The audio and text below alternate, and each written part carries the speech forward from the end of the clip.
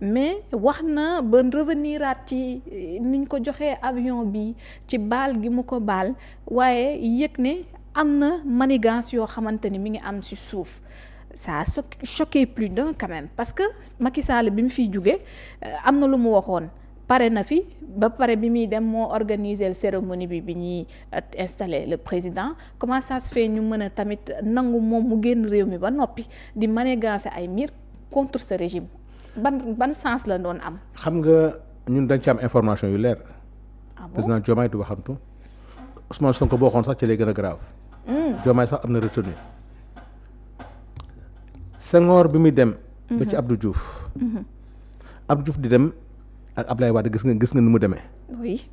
dem bu rafet. bu rafet a rafet. passation boo xam ne dañoo sauvegarder des valeurs yi nga xam ne moo symboliser quand même le Sénégal. Ablaye Wade bi muy dem aussi moom Macky Sall gis nga. bien que Macky Sall nag topp na ko si ay dangaa sàcc ay tableau nangu ay këram ak jàpp ay doomam ak yëpp. te man loo xam ne fekk naa ko Abdou Diouf. bi quand on perd le pouvoir même étant parlementaire il avait dit à tous les députés à tous les ministres de ne pas sortir du Sénégal. C'est pas Abdoulaye Wade, c'est Abdou Diouf qui a demandé à son gouvernement aux parlementaires aux DG tout ce qu'on a eu à gérer dans ce pays là na ngeen toog ci réew mi bu leen génn ba Abdoulaye Wade pare muy pare. Ah d'accord. loolu Abdou Diouf moo ko defoon. D'accord. moo tax kenn génnul woon même nous qui étions parlementaires. on n'est pas sorti de ce pays là. te boobu noonu. te boobu amul problème. te boobu Macky demandé wul woon. dara mais bii. d'accord. Abdoulaye Wade dem. mais Abdoulaye Wade bi mu aussi. le gouvernement Abdoulaye Wade kenn génnul ñëpp a toogoon. ñi jàpp fi leen jàpp. Karim Wade bi ñu ko soxlaa. dafa jël avion ñëw. tout le monde est resté fii. Macky Sall di def lu ko neex. di jàpp di tëj ñoom Ablaye Baldé ñoom ñëpp am na boo xam ne Ousmane Ngom. Tambacounda la demoon sax. hélicoptère ko jëli. mais coow amul dara amul. mais Ablaye Wade malgré tout ça ak Abdou Diouf day dem toog jàpp seen jàmbur kenn déggutoon ci politique. justement. Macky Sall nag. yow nga ñëw ñi defal la teranga. mooy même avant la passation officielle. dégg nga ñu ne Sonko ak Diomaye sax demoon nañu kër Macky Sall parce que foofu passation de service dëgg-dëgg foofu lay doon parce que fële c'est protocolaire rek mais dem nañu fekk la ñoom waxtaan ak yow nga expliquer leen di fa war a nekk. ñëpp ñu waxtaan ak yow. ci njëkk ak teranga. nga ñëw def passation au palais ñëpp gis ni mu rafete ñu jox la avion bi nga ne da ngay dem umra. ñu abal la avion nga dem umra ji.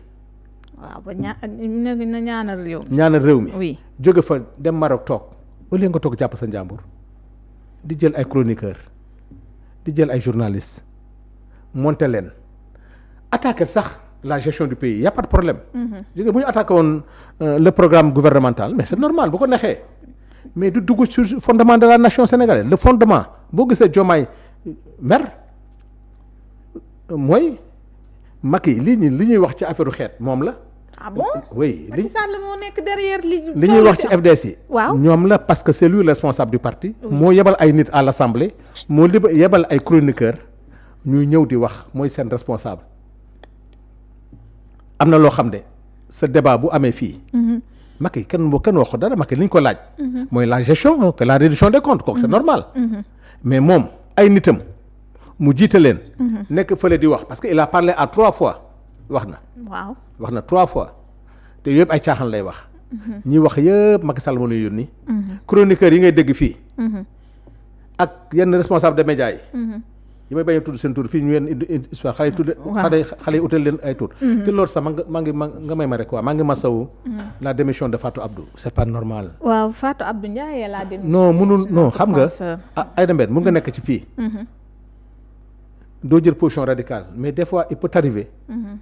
nga xaw a équilibré. même média bi bu amee ligne éditoriale c'est normal. partout dans le monde média yi am nañ seen ligne éditoriale. mais ça n'empêche que un jour mu nga ñëw sa professionnalisme. nga xaw a équilibré. fii nag équilibre xam mooy lan. bés boo waxee lu baax ci Sonko yàqu nga. Sen TV moom. Bougane Gueye Dany. teleem boobu ak rajoom ba boo fay toog doo fa wax Sonko lu baax doo fa wax Diomaye lu baax doo fa Pastef lu baax kooku wax moom di nga fa jóge. wala buñ la dàqu tamit parce que Fatou Abdou temps yëpp elle n'est pas à l'aise parce que mënoo wax dara ju baax ci Ousmane Sonko wala rek coow topp la. bu la neexee nag nga jël say chroniqueur rek say journal lépp ñuy saaga Ousmane Sonko di dóor rek bu la neexee. mais permettre leen moins à mais li fa nekkoon ci matière vraiment Sen TV li fa nekkoon ci matière. li fa nekkoon ci professionnel ci ay chroniqueur. mais haut de gamme la woon. mais tey li nga xam ne moo dal Fatou Abdou ñu ngi koy metti lu li may ñaan yàlla rek mooy le pouvoir là vraiment buñ ko bàyyee nag muy chômer ça c'est pas normal. mu chômer parce que loolu il faut réparer une injustice. dafa yor njaboot dafa yor kër. pression bi metti na. mais nañ ko jàppale. te loolu ñëpp dafa war ci taxaw. donc loolu moo tax ma lay wax ne. Macky Sall. li Diomaye génn wax ko. du ko topp sax ci loolu muy def parce que loolu muy def moom du sotti Sénégal boo bëggee laal les fondamentaux. de la nation sénégalaise pour ay affaire armée ay affaire xeet. mais loolu dina tiitlu quand même su fekkee bu président Diomaye di wax foofu lay waxee. xam nga fan la koy xaar. fan la koy xaar. ci la gestion du pays yorin bu ñaaw bi mu yor réew mi. ademeen mun nga comprendre Macky Sall. pour 3e mandat rek. mu jar ko mu tëj Khalifa Sall. tëj Karim Wade. tëj Sonko. tëj Diomaye. 2500 prisonniers 82 morts. tëj ay permanence parti dissoudre ay parti pour rek 3e mandat loolu du woy bu ñaaw. que ay dem benn yow booy dem reportage. say patrons dañuy tiit ndax ay demee dañ ñibbisi. ndax duñ ko rey. ndax du dem kaso. ndax grenade du toj bopp bi. mais loolu il faut plus que dans ce pays mu am. am na ay jamono moom doo génne xel mu dal. mais doo génne xel mu dal. ba ci borom kër yi. sa téléphone sax booy wax. dem nañ ba couper fi internet. nit ñi di dem ay xawma lan VPN xawma lan WhatsApp sax ñi ma dem. ba ay jamono maître Moussa Bocar Thiam. jàppoon na ne loolu mooy gënoon renforcer sécurité bi. parce que fa la mbir yu bëri doon jaar. le Sénégal c'est un pays wax dëgg yàlla jënga ay demeen. da nga sedd réew mi. dafa am ay cëslaay. néew ma nag mais xam naa ne ay caaxaandoo téewoo ko. xale yi nga ñu jàpp nii ñi rey nii. ay internet rek xale yi ñuy mën. Sénégal du c'est pas un pays de violence. donc loolu ay caaxaan la woon pour un 3e mandat moo tax Macky Sall fi ñu koy xaar c'est la reddition des comptes kenn du ko topp ci lii. kon mun nañ jàpp ni Macky Sall ñi doon xalaat ni boo moytuwul président Diomaye ni ñu def ak yeneen président yi fi wees dinañ ko bàyyi moom am na yeneen préoccupation yu dul topp Macky Sall. mais du Diomaye c'est le groupe parlementaire de Yewwi Askan Wi de Pastef. de Pastef oui. qui va mettre la mise en accusation pour haute trahison. d'accord. ah non loolu lu leer la ñuy wax naan la haute trahison n'est pas trop claire dans la constitution non parce que dañoo comprendrewul. kon leer na gars yi di ko mel. mënuñu duut baaraam ni lii mooy haute trahison foofu. tam yaa problème xam nga luy haute trahison. lan la. le serment. yaa ngi fàttaliku serment bi lan la. je jure. devant Dieu et devant la nation sénégalaise. ñaari baat rek. respecter la loi les lois. et de faire respecter la loi. loi bi njëkk xamal lan la. loi des finances. Macky da ko jalgati. moom nga rapport de Cour des comptes. ne Sénégal leb na ay xaalis te jaarul assemblée nationale. te assemblée rek moo am droit. jël xaalis jox ko gouvernement. assemblée rek moo am droit. autoriser président de la république. ne ko demal ak sa gouvernement dem lebi. lii laal autorisé nag wala boo lebee indil ma li nga leb. ma dugalaat ko ci budget bi. gouvernement Macky Sall ñoo dem lebi xaalis. te jaarul ci budget Sénégal. ñoom ñoo dem ci comptabilité publique. jël xaalis boo xam ne nekkul ci comptabilité publique. beneen infraction bi gën a grave mooy le foncier. mooy suuf si. domaine national la. état sax moom ko xam kan ma ko moom. c'est pour la nation sénégalaise. mooy comme suñu pétrole bi. suñu or bi. suñu gaz bi xam kan la ko dénk. assemblée nationale kan la ko dénk. Macky Sall bu ci bëggee dara. day jaar assemblée nationale. assemblée autorisé ko. ba ñu voté ko ba noppi. léegi nag jël na suuf sa joxe ko. ak ay nitam ñu pàccoo ko ay Marème Faye Sall ak ay ñeneen ñëpp pàccoo ko ay Tahirou Sarr ak. loolu trahison la. tu as trahi la loi des finances. tu as trahi la loi sur le foncier. ba pare nag njublang yi ñu def ci kii yëpp mécanisme yi ñu def yëpp jël xaalis di ko def di ko def dans les banques di ko def ay DAT. loolu yëpp boole te nag mais xale yi ñu rey bi gën a garaaw beneen bi. mooy armes yi nga jënd. mooy. armement 45 milliards yi. président de la république moo am droit joxe autorisation jënd ay armes mais nag armée la koy jox de. moo koy jënd moo koy commandé mais ay armes yuy livré à la présidence. ay eaux et forêt ay Kalachnikov mais loolu. doy na pour Assemblée nationale def la mise en accusation xam nga la muy demee.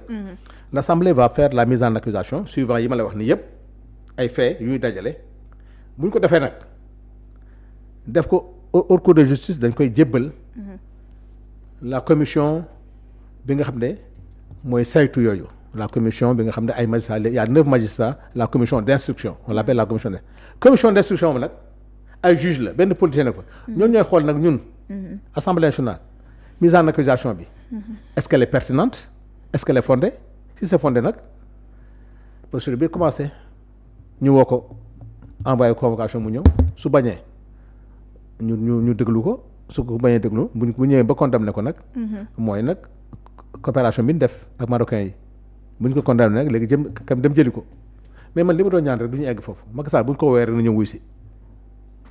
mais Macky Sall ci sotteem am na boo xamante ni wax na ko. ragaluma que ni waaw. bu yéexee maa yow exclure dellu si waat si réew mi. du fës du teg tànkam fii ana mel Macky moo la gën a xam ak ay nitam yii. ñu téye ak ñi war a téye fan yi passé astafurlah ñi war a woo. fan yi passé. li ñu yor den ko delloo te den wax ku leen ko jox. nous on veut que la justice soit indépendante. ñun daal ku ñu soupçonné. bu ñu war a porter plainte dina war a porter plainte procureur boo waree saisir dina war a saisir tandis que nag les corps de contrôle ñu ngi def seen liggéey bu def seen liggéey ba dellu ko jébbal ko justice bi. ñun politiciens ñu dellu ginnaaw nag bàyyi la ñu def seen liggéey. te Macky Sall. il ne peut pas échapper. moo tax li muy def ni yëpp. yaakaar ne dina jaxase FDS yi ak le pouvoir actuel daa xamul sax. parce que loolu mooy question bi lan la ciy gagné ak Macky Sall lan la fi am su dee ndax du nekk lu contradictoire bu dee moom ba muy génn réew mi dañuy jàmm la fi bàyyi. ci mu votalu loi d'amnistie bi nga xamante ni moom moo fi am. mais loolu du jàmm xam nga tax du jàmm. ay demeen waruñu rey ay nit. moo c'est impuni. 2011. mais ay nit dañoo dee pour que Macky Sall falu. 2012 2024. ay nit dee pour Diomaye falu est-ce que loolu war na continuer. le job là de Mbour ak ñoom même le député Cheikh Seck gis nga tànk yi. Cheikh Seck dafay boite. oto bi jaar ci tànk yi. ñeneen te pourtant ñooñu contrairement à li ñuy wax. ils ont été indemnisés par Macky Sall ñi deewoon noonu. on les a indemnisés ñoom Modou Diop ak yëpp. beneen bi gën a grave sax ku ñoo xam ne ñoo kap deewuñu dañuy dund. muy Mbaye Ndiaye ak Moustapha Cissé Lo on les a indemnisés. parce que Macky Sall da leen dàqoon. d'accord da leen dàqoon assemblée Macky Sall ñëw. est-ce que loolu yoon la pourtant am na fi de mais kenn waxul. ay xale dee ñu leen di indemniser ay 500,000 ay 1 million gi ñuy kaas 1 million ku ñàkk sa njaboot. pour te dire que Macky Sall il n'a qu'à continuer à faire ce qu'il veut. chroniqueur rek la ñuy wax nag. am na yoo xam ne day arrêté de. mooy lan. toog ci plateau. di saaga. ku la deful dara. toog ci plateau di wax ay affaire armée. wala di wax ay affaire xeet. loolu moom day jeex ci réew mi parce que dox. conséquences yi moo doy waar. da nga jàpp ni laisser aller daf ci. non laisser aller bu rëy sax bu ëpp bu kenn ñemul woon def temps wu Macky Sall kenn ñi moo ko def temps wu Abdou Diouf ni temps wu Ablaye Wade léegi rek. parce que Pastef li mu ciy moytu xam mooy lan. waaye ñoo doon xeex naan bu ñu jàpp nit ñi d'accord. mais nag cela ne veut pas dire que ne. mais dégg nga nit toog ci plateau. waxuma mu saaga Ousmane Sonko mu saaga papaam. xam nga loolu. c'est grave wala chroniqueur toog ne bu ngeen ku bugg a saaga Ousmane Sonko tegal fii 1 million. xam nga loolu. loolu moom leneen franchement. même bu dul Ousmane Sonko sax saaga un citoyen simple. ce même chroniqueur fekk naa ko ci benn média. muy xoloog invité bi di saagante moom ma ne ko sax maa ngi lay xaar ci suuf pour ñu xeex. xëy na man boo ma invité fii. ak benn chroniqueur mu may xaar ci suuf pour xeexee man dootuma ñëw. doo ñëw wax dëgg yàlla. chroniqueur bu xëy invité. ñooñu nag wax dëgg yàlla nañ def seen mission mais xam nga nañu yem rek ci critique gouvernement. réew mi baaxul réew mi ay sàcc dañu ñëw def yooyu c'est normal. ci da mais saaga. wax affaire armée wax affaire xeet. day jeex ci réew mi maa la ko wax. gis nañu APR naqarlu na kàddu yi président Diomaye def tax nañu bind ab communiqué mel ni daal dañuy wéy di topp maanaam li nguur gi lajj ñu bëgg koo askanalee président Macky Sall ba noonu la ñuy wéyal ba teg kàddu yi ci kawam. soxna Mbène yow laa jël seede bu dee kii dafa lajj ay dem benn weeru koor fi la lay fekk. waaw feet fi la lay fekk. saa yu weeru koor mu sam ko san looy dégg suukar si yokk na. dund yi ñu ngi koy nëbb. waaw mu ngi yokk loolu rek nga mës a dégg. meew mi yokk na. yow mi yokk na. bu julli amee. lépp yokk na. transport bi ñëw war a julli ji. yëpp yokk na ay dem benn. ren nga ñëw ci weeru koor. waxuma sax que dara manqué wul. ay denrées di wàcc. nga ñëw korité ñu ne soble saa nga bëri na ba mu ngay yàqu. tey ñu ne la ceeb bi wàcc na te fan yi di ñëw dina gën a wàccaat te yeneen denrées dina wàccaat mais réew moomu. te réew moom wax dëgg yàlla bu ne réew moomu dafa ndóol. beneen bi mooy tey courant bi ñii. avec les centrales. yi nga xam ne centralu Mboro bi. nga xam ne dina def 300 kilowatts.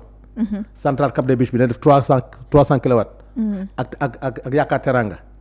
yooyu tey bu ñu commencé exploiter tey dem nga ba. tey suñu industrie yi. commencé nañu jël le pétrole di ko raffiner. te xam nga li nekk ci raffinage pétrole. gasoil bi goudron bi loolu yëpp. Sénégal di dem ba finalement. di nga dem kilowatt heure bi doon jar 117 francs. dans 2-3 mois. di nga gis ne les prix de l'électricité vont chuter. dégg nañ le ministre foofu Birame Souleye. waaw wax ko que je rends hommage. il est en train de faire di nga yéen or. jarul dem Dubaï. Le comptoir de l'or sera bientôt installé par Birame Souleye. courant bi suñu tailleur yi lan moo tax ñëw cher. courant bi. lan moo tax suñu soudeur yi lépp cher. courant bi tey courant bi wàcc ba 60 francs. avec le gaz to power industrie yi ñu relancer ko. tey diwlin gerte gi ñu téye fii gerte ci ngay def saabu ci ngay def eau de javel. ci ngay def vinaigre. ci ngay def Ricard bi ngay dégg sax ci lañ koy defal. dafa ci diwlin yooyu yëpp di wàcc. relancer l'économie du pays. tey état bi li mu investir tey ci coton bi pour relancer l'industrie textile ba nga xam ne tey suñu industrie textile yëpp dañ koy relancer. li jëm boo gisee ñu reyante pour la paix en Casamance lépp luy jus. industrie yi nga xam ne pour la transformation des jus naturels. Sénégal day am ay usines combien de fois ay années depuis l'indépendance. li ngay dégg lan ay parfum ngay dégg parfum d'orange parfum de mais tey. cette relance de l'économie nga teg ko ci lu wóor maintenant. nga ñëw ci benn discipline budgétaire boo xam ne maintenant cette discipline budgétaire là moo lay dem maintenant vers une loi de finances sérieuse xamoon nañ ne ñun suñu loi de finances yi noonu tëgg yëpp ay caaxaan la nga dem El Malick Ndiaye. au niveau de l'Assemblée nationale defar benn manuel d'évaluation des politiques publiques dégg député bu ñëw. am nga manuel boo xam ne yow ci ngay mën a contrôler. d'accord exiger gouvernement tous les mois da ngeen di ñëw question d'actualité moo tax Ousmane Sonko di ñëw. bi passé di ñëwaat mois prochain muy ñëwaat. war na ñëw bu demee question orale ministre yi day ñëw. DG yi dañ leen di déglu maintenant en commission mais réew moomu transparence am na. Sénégal loolu la soxla woon. pourtant loolu noonu nguuru Macky doon na ko def de. gouvernement face à la presse. benn à la presse non aux députés laa wax. waaw aux députés mais ñoom ci beneen anam daal. ah mais boobu sax may caax. beneen exercice de transparence mais loolu transparence day ñëw wax tey ay dem benn dans les prochains mois. vous aurez l'occasion d'assister aux réunions des commissions. ñuy le peuple. ci oui non. comme la presse. la presse ok. non la presse parce que dafa war a amul lu ñuy nëbb. tey dégg na directeur bi caw dara am na comme tey je prends ñu ngi dem ci hivernage. tey l'assemblée war na woo le ministre de kii Cheikh Tidiane Dièye. oui ne ko laaj ko ay questions. par rapport fi ñu jëm. ñu woo le ministre de l'agriculture. comment il prépare la campagne agricole. jël le ministre du commerce. avec les Sonadis ak loolu yëpp assemblée nationale El Malick mu ngi ciy liggéey. moo questeur di def liggéey bu rëy rëy ji nga ce pays là va changer moo tax dañuy gën a mer parce que fii laa gis Sénégal ñuy wàññi ay daara gars yi di mer Aziz Ndiaye saaga nañ ko saaga bu ne parce que annoncé na ne ah ñu les complices la loolu la ñuy ñaan nag mbir yi wàcc loolu lañ sasee gouvernement bi mais comment ça fait que dans un pays léegi yow boo waxee lu baax ci gouvernement bi rek gars yi mere la Amadou Ba. fan yi wax na ne nañu bàyyi xale yi liggéey. gars yi commencé ko saaga. waaw foofu opposition bi moom xelam dafa mujjee tey ci Amadou Ba parce que voilà xaarewuñu ko foofu. nu ngi koy xaare muy xaste. neen dañu war a critiquer li nguur gi di def. waaw non ba ngaa critiquer su baaxul ñu ne baaxul. su baaxul ñu ne baaxul. oui mais dafa ne ñu ngi door a ñëw. première année wax dëgg yàlla ay dem benn. ku lay tabaxal kër ci 15 jours. soo ko fay saxaar yaa ngi perte. gis nga il faut que ñu xam ne. ñi falu. ils travaillent pour des générations à venir. ils prennent doo fi def projet boo xam ne da ngay liggéey tey dans 1 an nga koy inaugurer déedéet.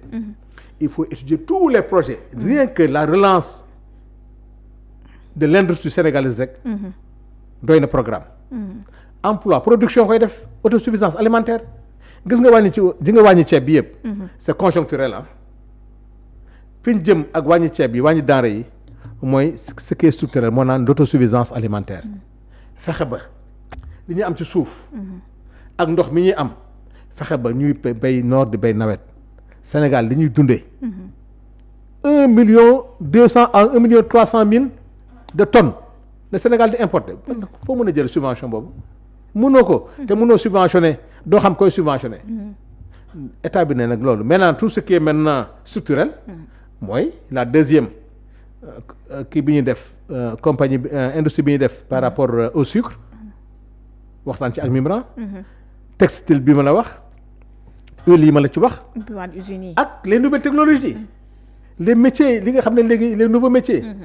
soxna Ben soxlaa dem xam nga demee waaye mu ne ma mais marché yi gisuñu nit ñi ma ne ko vous n'avez rien compris kenn dematul marché di jënd tissu.